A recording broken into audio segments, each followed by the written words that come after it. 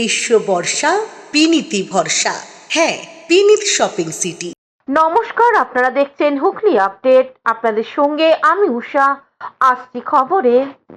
আসছে তারকেশ্বরের শ্রাবণী মেলা, সাজছে তারকেশ্বর মন্দির। রাজ্যের মুখ্যমন্ত্রী শ্রাবণী মেলার আনুষ্ঠানিক উদ্বোধন করলেন। শ্রাবণী মেলার আনুষ্ঠানিক শুভ উদ্বোধন করলেন রাজ্যের মুখ্যমন্ত্রী শুভেন্দু অধিকারী। এই বছর রাজ্য সরকারের পক্ষ থেকে তারকেশ্বরের শ্রাবণী মেলাকে বিশেষ মর্যাদা দিয়ে এবং পুণ্যার্থীদের জন্য অভূতপূর্ব কিছু সুযোগ সুবিধা রেখে বড়সড় আয়োজন করা হয়েছে। এই বছর 2026 সালে রাজ্য বাজেটের তারকেশ্বর শ্রাবণী মেলাকে জাতীয় উৎসব বা জাতীয় মেলা হিসেবে ঘোষণা করা হয়েছে। মেলার মূল উদ্বোধনী মঞ্চটি তৈরি করা হয়েছিল ঐতিহ্যবাহী তারকেশ্বর মন্দিরের আদলে। মেলা এবং পুরো অঞ্চলের সৌন্দর্যায়ন ও পরিকাঠামো উন্নয়নের জন্য রাজ্য সরকারের পক্ষ থেকে 15 কোটি টাকা বরাদ্দ করা হয়েছে। অনুষ্ঠানে উপস্থিত ছিলেন তারকেশ্বরের মন্দিরের প্রধান, মঠের মঠাধীশ শ্রী শ্রী সুরেশ্বর আশ্রম মহন্ত মহারাজ, ভারত সেবাশ্রম সংঘের কার্তিক মহারাজ সহ অন্যান্য মঠের মহারাজও। হাজারেরও বেশি সাধু সন্ত ও সনাতনী ভক্তবৃন্দের উপস্থিতিতে একটি বর্ণাঢ্য শোভাযাত্রা ও ধর্মসভার আয়োজন করা হয়। শেয়ারাফুলি থেকে তারকেশ্বর পর্যন্ত জলযাত্রী ও পুণ্যার্থীদের যাতায়াতের পথে রাজ্য সরকারের উদ্যোগে নজিরবিহীন ব্যবস্থা নেওয়া হয়েছে। প্রতি 5 কিলোমিটার অন্তর অন্তর সুসজ্জিত সেবা কেন্দ্র স্থাপন করা হয়েছে। মেলা প্রাঙ্গণ ও পুণ্যার্থীদের উদ্দেশ্যে আকাশ থেকে হেলিকপ্টারের মাধ্যমে পুষ্পবৃষ্টি করা বিশেষ পরিকল্পনা নেওয়া হয়েছে। প্রতিটি সেবা কেন্দ্রে পর্যাপ্ত পানীয় জল, পুলিশি সহায়তা ক্যাম্প এবং পুরুষ ও মহিলাদের জন্য আলাদা থাকার ও বিশ্রামের সুব্যবস্থা রয়েছে। দীর্ঘ পথ হেঁটে আসা ক্লান্ত পুণ্যার্থীদের আরাম দিতে সেবা কেন্দ্রগুলিতে ফুট ম্যাসাজের অর্থাৎ পায়ের ম্যাসাজ অভিনব ব্যবস্থা রাখা হয়েছে। বর্তমান পশ্চিমবঙ্গ সরকার তীর্থক্ষেত্র সার্কিট তৈরি করার সিদ্ধান্ত নিয়েছে। মুর্শিদাবাদের কিরিটেশ্বরী থেকে কুচবিহারের মদনমোহন জিউ হয়ে জলপাইগুড়ির জলপেশ হয়ে বীরভূমের তারাপীঠ পর্যন্ত একটি তীর্থক্ষেত্র সার্কিট তৈরি হবে। তার জন্য আগামী 2 বছর 1000 কোটি টাকা বাজেটে বরাদ্দ করা হয়েছে। আপনারা সবাই ভালো থাকুন। হুগলি তারকেশ্বর থেকে আশিস কুমার ঘোষের রিপোর্ট, হুগলি আপডেট। রাতের অন্ধকারে দক্ষিণেশ্বর নিবেদিতা ব্রিজের নিচে বেআইনি দোকান উচ্ছেদ করল হাইওয়ে অথরিটি ও পিডব্লিউডি। দক্ষিণেশ্বর নিবেদিতা সেতুর নিচে অবৈধ গড়ে ওঠা দোকানপাট রাতারাতি বুলডোজার দিয়ে গুড়িয়ে দিল দক্ষিণেশ্বর থানার পুলিশ। হাইরোডে অতি যৌথভাবে 193টি দোকান এবং বাসঘুমটি সারা রাত ধরে বুলডোজার দিয়ে উড়িয়ে দিল বিশাল পুলিশ বাহিনী। গোটা দক্ষিণেশ্বর পিডব্লিউডি রোডে উপর কড়া নিরাপত্তার মধ্য দিয়ে অবৈধ দোকান সরিয়ে দিল, যাতে কোনোভাবে অশান্তি না ছড়ায় সেদিকেও দৃষ্টি রাখছেন পুলিশ প্রশাসন। ঘটনাস্থলে বিশাল এলাকাবাসী ও ব্যবসায়ীরা পুলিশের সাথে আবেদন করছে তাদের যাতে দোকান ভাঙা না হয়, আর বেআইনি দখলদারদের দাবি তাদের যেন পুনর্বাসন দেয়া হয়।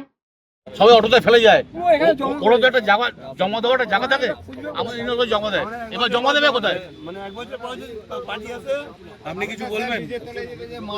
ভাঙছে আমাদের বিজেতলে যেটা ভাঙছে, আমাদের বিজেতলে যেটা ভাঙছে, আমরা চাই একটা বাস দাঁড়ায়, সবাই করে খায়, তাদের একটা কোনো ব্যবস্থা করে দিতে হবে, তাতে ওরা সবাই করে খেতে পারে। এটাই আমরা চাই। আমরা এখানে সবকিছু এখানেই থাকি। হ্যাঁ একদম, আমাদের এই জায়গাটা করে দিতে হবে। তাতে আপনি ভাঙুন, আমাদের কোনো অসুবিধা নেই, কিন্তু আমাদের একটা ব্যবস্থা করে দিন যে আমরা অমুক জায়গায় থাকবো। হ্যাঁ একটা আপনি ভাঙুন, আমরা অসুবিধা নেই, আপনার যেখানে অসুবিধা আছে আপনি ভাঙুন, আমাদের অসুবিধা নেই, আমাদের একটা জায়গা করে দিতে হবে। একটা অটো রাখার জায়গা করে দিই।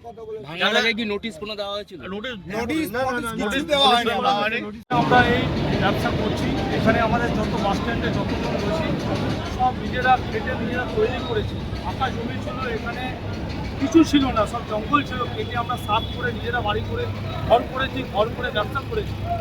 ব্যবসা আজকে আমরা আপনার দোকানটা কোন? এই যে ভাঙা হচ্ছে এই দোকানটা কতদিন আমি বাড়ি নিজের চোখের সামনে নিজের চোখের সামনে নিজের দোকান ভাঙছে, কেমন লাগছে? বুকে কষ্ট হচ্ছে। কৌশিক ঘোষের রিপোর্ট, হুগলি আপডেট।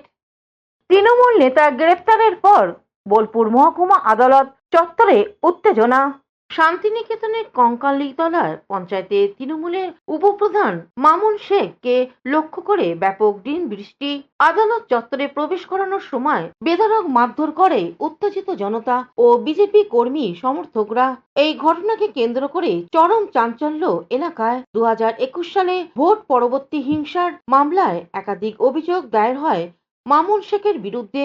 রাজ্যে পালাবদলের পর থেকেই তাকে হন্যে হয়ে খুঁজছিল পুলিশ। রবিবার রাতে লাভপুরের একটি এলাকা থেকে তাকে গ্রেপ্তার করা হয়। তারপরেই তাকে আদালত চত্বরে নিয়ে আসা হলে পুলিশের গাড়ি লক্ষ্য করে ব্যাপক ডিমবৃষ্টি। তার বিরুদ্ধে বিজেপি কর্মীদের জমি দখল করে নেয়া, তৃণমূল কার্যালয়ে তুলে নিয়ে গিয়ে আটকে রেখে মারধর করা, জরিমানা করা, বাড়িঘর লুটপাট, ভাঙচুর ও তার সঙ্গেই প্রচুর মহিলাদের সঙ্গে দুষ্কর্ম করার অভিযোগ রয়েছে। এমনকি তার বিরুদ্ধে ধর্ষণের মামলাও রয়েছে। এদেরকে পাথর ছোড়া উচিত, যেটা শরিয়ত আইন আছে সেইভাবে ওদেরকে পাথর নিক্ষেপ করলেও কিছু কম হয় না, কারণ এরা ধর্ষককারী, এরা লুটেরা, এরা প্রত্যেক পঞ্চায়েতে মা কঙ্কালীর জমি, দেবত্ব জমি সব নিজেদের নামে করে বিক্রি করেছে এরা। কৌশিক ঘোষের রিপোর্ট, হুগলি আপডেট। অন্নপূর্ণা ভান্ডার থেকে বঞ্চিত মহিলারা, হুগলি তারকেশ্বর বিডিও অফিসে মহিলাদের বিক্ষোভ। হুগলি তারকেশ্বর বিডিও অফিসে তুমুল বিক্ষোভে সামিল হলেন এলাকার শতাধিক বঞ্চিত মহিলা। এই টাকা থেকেই তারা সংসারের স্বামীদের সাথে সাথে খরচ চালায়, কিন্তু সরকারি প্রকল্পের সুবিধা থেকে বঞ্চিত হওয়ার অভিযোগে আবারও উত্তপ্ত হয়ে উঠল এলাকা। এবার ঘটনাস্থল হুগলি জেলার তারকেশ্বর। জানা যাচ্ছে, অন্নপূর্ণা যোজনার আর্থিক সহায়তা পাওয়ার কথা থাকলেও দীর্ঘদিন ধরে বহু যোগ্য উপভোক্তা ব্যাংক অ্যাকাউন্টে কোনো টাকা ঢোকেনি। তারকেশ্বর ব্লকের বিভিন্ন প্রান্ত থেকে এসে বিডিও অফিসের সামনে জড়ো হন শতাধিক মহিলা। সেখানে স্লোগান দেওয়ার পাশাপাশি চলে ব্যাপক বিক্ষোভ প্রদর্শন। বিক্ষোভকারীদের মহিলাদের স্পষ্ট দাবি, আমরা অত্যন্ত দরিদ্র পরিবারের মানুষ, এই সরকারি সাহায্যের উপর আমাদের অনেক কিছু নির্ভর করে।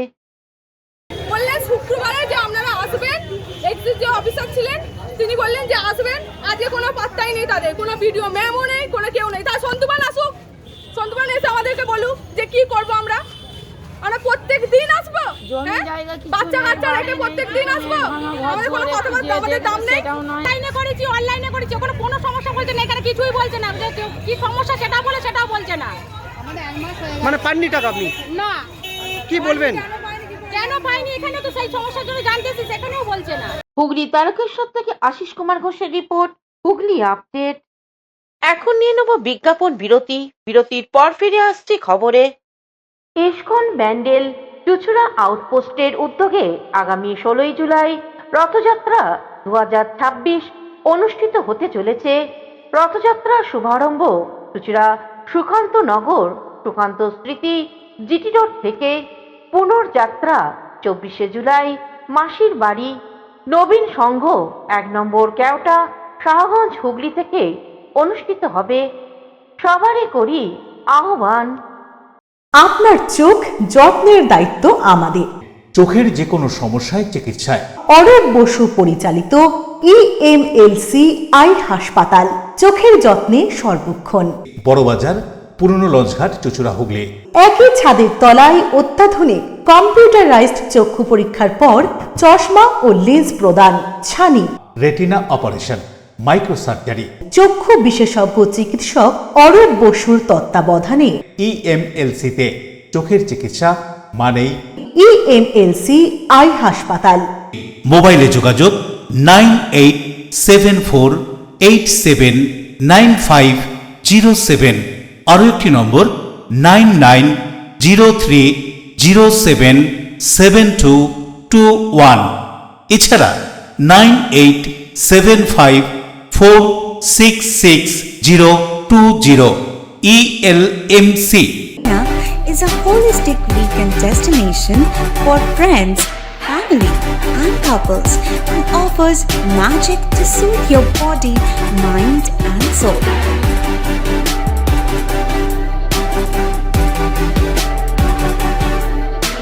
Aqua Marina, your customized magician.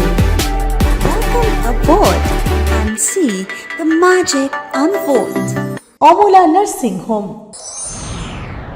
Enjoy a weekend at Vedam, the paradise of peace. A home away from home.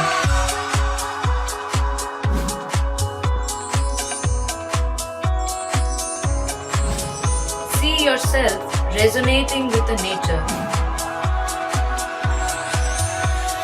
Vedam welcomes you to create your best memories. বিরতির পর ফিরে এলাম খবরে। আগামীকাল রথযাত্রা, আর তার আগের দিন চন্দননগরের পথে বের হলো বোঁদে ঠাকুর। রাত পোহালেই রথযাত্রা। চন্দননগরের প্রাচীন রথযাত্রা অনুষ্ঠিত হবে আগামীকাল। চারদিকে সাজো সাজো রথ। অন্যদিকে চন্দননগরে গঞ্জের বাজারে বিখ্যাত ব্যবসায়ী তথা সমাজসেবী রামেশ্বর মারোয়ারি প্রতিষ্ঠিত লক্ষ্মীনারায়ণের পূজা অনুষ্ঠিত হলো আজ। রথযাত্রার আগের দিন পুজোর পাশাপাশি বহু মানুষকে বসিয়ে দুপুরে ভোগ খাওয়ানো হয়। ৭৪ বছর ধরে এই পুজো হয়ে আসছে। তারপর বৈকালে লক্ষ্মী নারায়ণের বিগ্রহ নিয়ে বাদ্যযন্ত্র সহকারে চুচুড়া খাদিনামোড় হিমঘরে আসে পুজো হয়। এরপর একইভাবে খাদিনামোড় রবীন্দ্রনগর পেট্রোল পাম্প ঘুরে চন্দননগরে গঙ্গার তীরবর্তী গঞ্জের বাজার মন্দিরে ফিরে যায় বিগ্রহ। পথে সাধারণ মানুষকে বোঁদে বিতরণ করা হয়। আজ দুপুরে উপস্থিত ছিলেন চন্দননগরের বিধায়ক দীপাঞ্জন গুহ। উনি লক্ষ্মী নারায়ণকে পুজো দিয়ে বক্তব্য রাখতে গিয়ে বলেন, যাওয়ার সময় আমাকে ফোন করলেন জনতা, আপনি কখন যাচ্ছেন?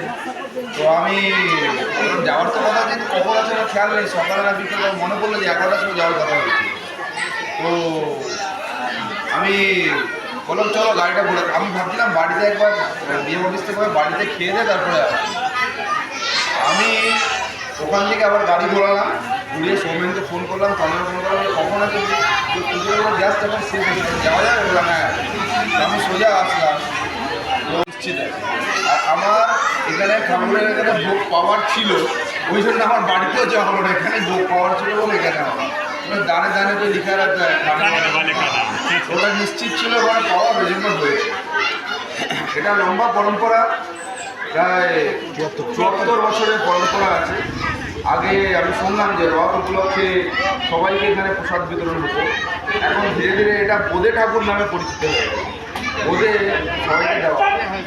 এবার এটা একটা রামেশ্বর মারোয়ারি এই যে বিশেষত্ব, এখানে এটা বিখ্যাত আছে। অন্যদিকে আগরওয়াল পরিবারের পক্ষ থেকে কি জানানো হচ্ছে শুনবো।